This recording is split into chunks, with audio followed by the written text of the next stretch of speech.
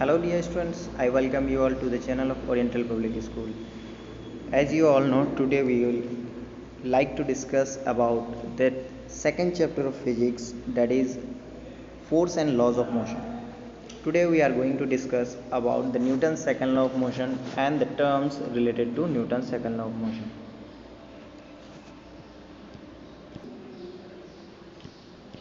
Newton's second law of motion will be the main topic for today. तो आइए start करते हैं। जैसा कि आप सब लोग प्रीवियस लेक्चर्स में पढ़ चुके हैं कि इनर्शिया क्या होता है, इनर्शिया के टाइप्स कितने हैं, लॉज ऑफ इनर्शिया किसने दिया, हॉरिजॉन्टल लॉ किसने दिया, फिर फर्दर इनर्शिया को किसने प्रोसीड किया। इनर्शिया के बेसिस पे Newton's first law of motion आता है, इसलिए उसको गैलीलियोज लॉ ऑफ इनर्शिया भी कहा जाता है। और इसी के साथ साथ जो है आप लोगों ने बहुत सारी चीज़ें इसमें देखी। Newton's first law of motion का डेफिनेशन आपने देखा, उसके साथ साथ आपने क्या देखा, Newton's first law of motion का जो है इम्प्लीमेंट या एप्लीकेशन कहाँ कहाँ होता है वो आपने देखा। और उसके साथ साथ आप लोगों ने ये देखा लास्ट क्लास में, प्रीवियस क्लास में, कि what is momentum and momentum is related to the Newton's second law of motion, how we can minimise momentum and further things.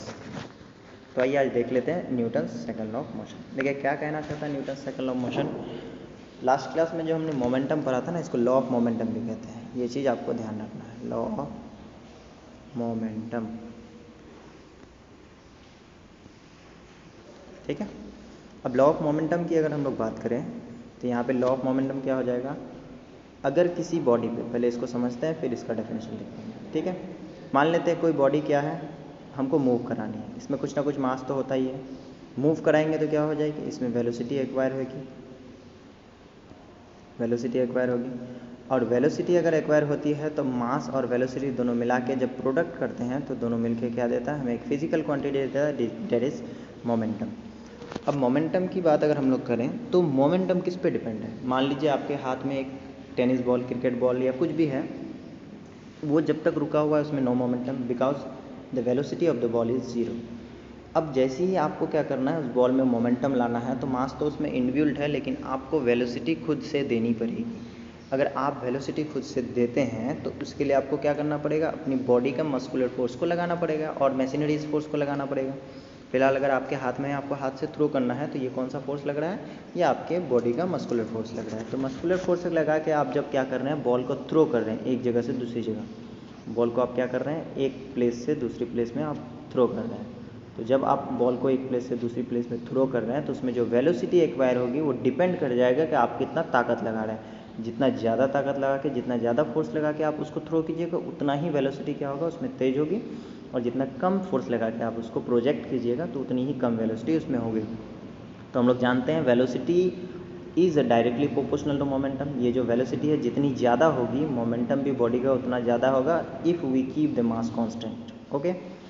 तो यहाँ से हम लोग को एक चीज़ पता चलता है कि अगर हम लोग क्या कर रहे हैं, सेम बॉडी पे, मास कांस्टेंट वाली बॉडी पे अगर ज़्यादा ताकत लगा रहे हैं तो ज़्यादा वेलोसिटी आ रही है, ज़्यादा फोर्स तो ज़्यादा वेलोसिटी, और ज़्यादा वेलोसिटी तो ज़्यादा मोमेंटम। तो इससे हमें पता चल रहा है कि फोर्स भी कहीं ना कहीं किसी न किसी तरह से मोमेंटम से रिलेटेड है। तो मोमेंटम से जब फोर्स रिलेटेड है तो इसी चीज़ को न्यूटन ने क्या किया है, अपने सेकंड लॉ ऑफ मोशन में मोमेंटम और फोर्स का कनेक्शन को क्या किया है, जोड़ा है। अब हम लोग देख लेते हैं डेफिनेशन, उम्मीद है कि थोड़ा बहुत इसमें समझ में आया होगा।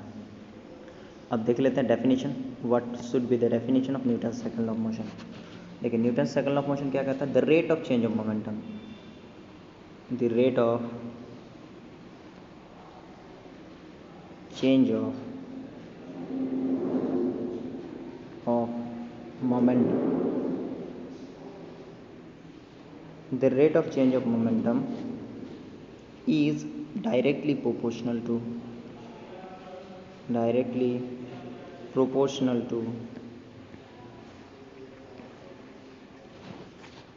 to the force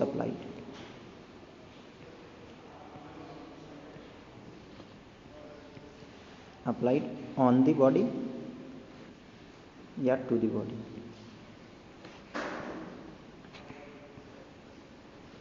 ठीक है। ये कहना ये चाह रहा है कि आप किसी भी बॉडी पे जितना ज़्यादा फोर्स लगाएंगे उसके मोमेंटम में उतना ही ज़्यादा क्या होगा, चेंजिंग आएगा। ये हो गया डेल, ठीक है। ये जो साइन है ये ट्रायंगल क्या है, डेल है। इसको इस तरह भी लिख सकते हैं, इसको चाहे तो उल्टा ट्रायंगल भी लिख सकते हैं। इसको डेल कहते हैं। डेल मतलब ये क्या दिखाता है, ये डेल हमारा चेंज दिखाता है, डेल DEL डेल। और ये क्या दिखाता है, ये दिखाता है चेंज। मतलब कोई क्वांटिटी अगर कांस्टेंट नहीं है उसमें चेंजिंग हो रहा है तो उसके सामने हम क्या कर देते हैं, एक डेल का साइन लगा देते हैं, ठीक है। और एक छोटा डेल भी होता है जिसको D के तरह से लिखते हैं। ये क्या दिखाता है, किसी बड़े हिस्से का एक छोटा पार्ट दिखाता है। तो दोनों को ध्यान रखना है, चेंज कौन सा दिखाता है और कौन बड़े हिस्से का छोटा पार्ट यहाँ पे शो करता है। तो अब इसमें एक क्वेश्चन आ जाता है, ये तो हो गया define Newton second law of motion.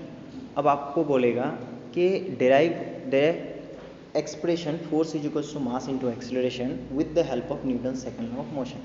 How we can derive the Newton's relation in second law, that is force is equals to mass into acceleration. तो इस वीडियो को आप पॉज करके नोट डाउन कर लीजिए, फिर हम लोग आगे बढ़ते हैं और देखते हैं how we can prove force is equals to mass into acceleration. Firstly keep in mind we have force is directly proportional to del P, change in momentum. Okay, तो आइए आगे बढ़ते हैं। तो हमारे पास अभी है derivation of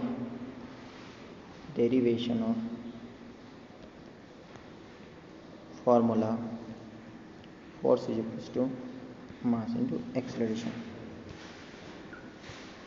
ये काफ़ी इजी चीज़ है बट इम्पॉर्टेंट भी है, बहुत ध्यान रखना है आप लोगों को। तो आइए देख लेते हैं। वी हैव क्या है हमारे पास, अभी जस्ट हम लोगों ने देखा कि फोर्स जब हम लगाते हैं ये डायरेक्टली प्रोपोर्शनल है डेल P का, ठीक है, चेंज इन मोमेंटम का। अब आपके पास मोमेंटम क्या चीज़ है, मोमेंटम एक ऐसी चीज़ है जो कि प्रोडक्ट है मास और वेलोसिटी का, किसी भी बॉडी का।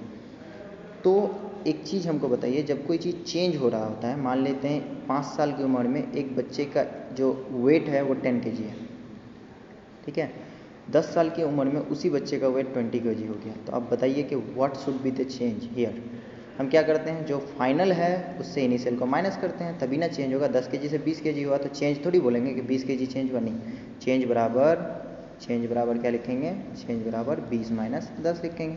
इसका मतलब फाइनल माइनस इनिशियल, ठीक है। तो इसी तरह से हम लोग चेंज इन मोमेंटम भी निकालेंगे। तो देखिए मास तो कांस्टेंट क्या है, मास तो कांस्टेंट है, वो कभी चेंज होता नहीं है। तो क्या होता है, क्या वेलोसिटी चेंज होता है, बिल्कुल वेलोसिटी चेंज हो जाता है। इस वजह से यहाँ क्या हो जाएगा हमारा, ये जो क्वांटिटी हमारे पास यहाँ पे आएगा ये क्वांटिटी हो जाएगा force is directly proportional to change in momentum को, पहले मोमेंटम को m इंटू वी कर लेते हैं, ठीक है। अब मोमेंटम जब चेंज हो रहा है तो final momentum minus initial momentum होना चाहिए। तो ये सेम मास के साथ फाइनल वेलोसिटी माइनस, ठीक है। और यहाँ पे क्योंकि रेट था तो इसलिए हम लोग को यहाँ पे टी भी लगाना पड़ेगा, ध्यान रखें, क्योंकि रेट ऑफ चेंज है। रेट जब कहीं पे लग जाता है तो मतलब टाइम से डिवाइड हो रहा है, ये चीज़ आपको ध्यान रखना है। तो नीचे यहाँ भी टी कर दीजिए,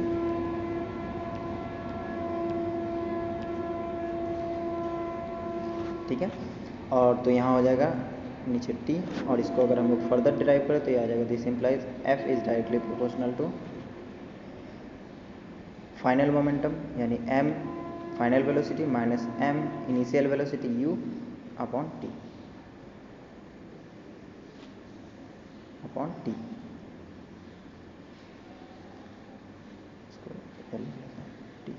ठीक है।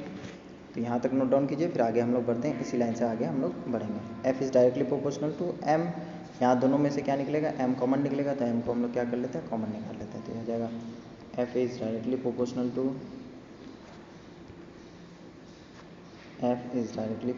To m common v minus u upon T, ठीक है। अब यहाँ से एक चीज़ आप गौर कीजिएगा, हमारे पास एक्सेलरेशन का कोई फॉर्मूला होता है जिसको हम लोगों ने फर्स्ट चैप्टर में पढ़ा था। Acceleration is equals to change in velocity upon time taken v minus u upon T. तो देखिए क्या आपको v minus u upon T दिख रहा है, इसके बदले हम लोग a लिख सकते हैं, तो यहाँ पे हम लोग लिख लेंगे a। तो ये हो जाएगा force is equals to force is directly proportional to m into A, ठीक है। तो अगर हम लोग क्या करें, यहाँ पे यूनिट मास और यूनिट एक्सीलरेशन लें तो हम लोग जो यहाँ पे कांस्टेंट का वैल्यू लेंगे वो क्या लेंगे, देखिए जब भी प्रोपोर्शनलिटी हटता है तो एक कांस्टेंट आता है, और उस कांस्टेंट को हम लोग ऐसे लिख सकते हैं, force is equals to K into M into A. और क्योंकि अगर हम लोग क्या करें यहाँ पे unit masses, for unit mass and unit acceleration, A का वैल्यू हम लोग, के का वैल्यू हम लोग 1 मान लेते हैं, के बराबर 1। और जैसे ही के का वैल्यू 1 मानते हैं तो देखिए आपके पास आ जाएगा यहाँ पे क्या आ जाएगा, के का वैल्यू 1 तो ख़त्म हो जाएगा, 1 होना नहीं होना बात बराबर है। तो force is equals to mass into acceleration, ये हो गया proved the relation of force is equals to mass and acceleration. Examiner आपको इस तरह भी कह सकता है, derive the relation which gives the relationship between force, mass and acceleration of a body. Then आपको समझना है कि अभी भी एग्जामिनर क्या कर रहा है, हमसे कुछ और नहीं पूछ रहा है बल्कि हमारा न्यूटन सेकंड लॉ का डेरिवेशन ही पूछ रहा है। इसको कई तरीके से पूछा जा सकता है, ये चीज़ आपको ध्यान में रखने की ज़रूरत है। अब इसके बाद जो हमारा टॉपिक आएगा वो आएगा Newton's third law of motion. यहाँ तक अगर कोई दिक्कत है तो आप यहाँ पे क्या कर सकते हैं, समझ सकते हैं। जिसका थोड़ा एप्लीकेशन भी देख लेते हैं हम लोग, फिर देखेंगे Newton's third law of motion. Application की अगर बात करें हम लोग तो application of Newton's second law of motion ये हो जाएगा, application of Newton's second law of motion.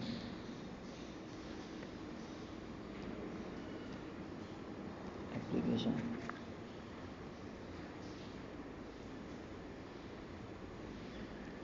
of Newton's second law of motion।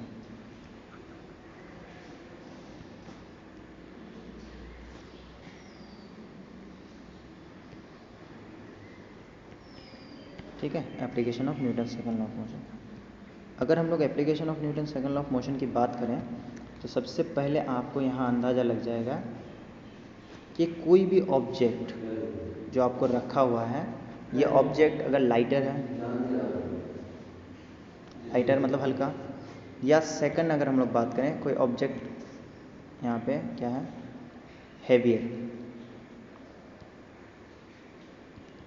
Heavier, तो दोनों पे किस अमाउंट में हमको फोर्स अप्लाई करने की ज़रूरत है ताकि हम लोग का क्या हो जाएगा, फोर्स जो है इसको मूव करा सकेगा। फोर्स इज इक्वल्स टू इसका मास इंटू एक्सेलरेशन। ठीक है, और यहाँ भी force is equals to mass into acceleration. एक चीज़ नोट कीजिएगा, जिसका मास कम होगा उसमें एक्सेलरेशन ज़्यादा होगा। क्यों, रीज़न क्यों, हम क्यों मान लें, क्योंकि रिलेशन ही कहता है अगर 100 न्यूटन हम फोर्स लगा रहे हैं, मास अगर 1 kg है तो एक्सेलरेशन कितना हो जाएगा, 100 मीटर पर सेकेंड स्क्वायर। फोर्स हम अभी भी 100 न्यूटन ही लगा रहे हैं। ठीक है, न्यूटन, व्हाट इज न्यूटन, ऐसा unit of force. 100 Newton force लगा रहे हैं, उसके बाद मास हमारे पास अभी जो है हेवियर है, हेवियर है मतलब कितना है, 10 kg है। तो 10 को 100 को 10 से डिवाइड करेंगे तो क्या मच जाएगा, तो एक्सेलरेशन मच जाएगा 10 metre per second square. Why per second square, because the ऐसा unit of acceleration is metre per second square. अब यहाँ से एक चीज़ हमें पता चला कि सर अगर हम कांस्टेंट क्या कर रहे हैं, फोर्सेस लगा रहे हैं दो अलग अलग बॉडीज़ पे, तो जो बॉडी हल्की है, जो लाइटर बॉडी है, उसका मास कम है तो उसमें एक्सेलरेशन जल्दी आ जाएगा, और उसके बाद उसमें हैवी क्या होगा, ज़्यादा एक्सेलरेशन होगा। और जो हैवियर बॉडी है, जो भारी भरकम बॉडी है जिसमें मास ज़्यादा है, उसका एक्सेलरेशन क्या होगा, थोड़ा सा स्लो होगा। किसके रिस्पेक्ट में, लाइटर ऑब्जेक्ट के रिस्पेक्ट में। तो इसी तरह से हम लोग को अगर वर्क डन करने की ज़रूरत पड़ती है तो हम लोग कैलकुलेट करके पर्टिकुलर वर्क डन के लिए पर्टिकुलर अमाउंट ऑफ फोर्स लगाते हैं ताकि एनर्जी हमारे अंदर स्टोर रहे और फालतू फोर्स हमारा कहीं पे जाया ना जाए। ठीक है, तो यहाँ तक था आज हम लोग का derivation, Newton second law of motion का डेफिनेशन, डेरिवेशन और उसके साथ उसका कुछ एप्लीकेशन। आप भी कुछ और एप्लीकेशन ला सकते हैं यहाँ पे। जैसे अगर सेम हमारे पास क्या है, मास है, सेम मास पे दो अलग अलग फोर्स लगा रहे हैं तो क्या होगा, तो जब मास सेम है दो अलग अलग फोर्स लगाएंगे, जब ज़्यादा फोर्स लगाएंगे ज़्यादा वेलोसिटी, कम फोर्स लगाएंगे कम वेलोसिटी। कुछ क्वेश्चंस और भी यहाँ से आ जाते हैं जो जिसको ओरली हम समझा दे रहे हैं, आप लोग चाहें तो नोट डाउन कर सकते हैं कि mass of a body is inversely और directly proportional to force apply. तो फोर्स जब हम लगाते हैं तो मास बॉडी का जो मास है उस पर फोर्स पे क्या होगा, या दूसरे से वो दोनों डायरेक्टली होगा कि इन्वर्सली प्रोपोर्शनल होगा, ये आपको बताना है। तो आप नीचे जो है वीडियो जहाँ भी देख रहे हैं वहाँ कमेंट कर सकते हैं, और फिर नहीं तो हमसे पूछ सकते हैं। और एक्सेलरेशन भी डायरेक्टली प्रोपोर्शनल होगा कि इन्वर्सली प्रोपोर्शनल होगा, ये भी चीज़ आप लोग को बताना है। तो ये रहा हम लोग का आज के लिए 2 क्वेश्चन। मिलते हैं अगले दिन एक नए लेक्चर के साथ। Till then keep happy and always keep smiling. Bye bye, thank you very much.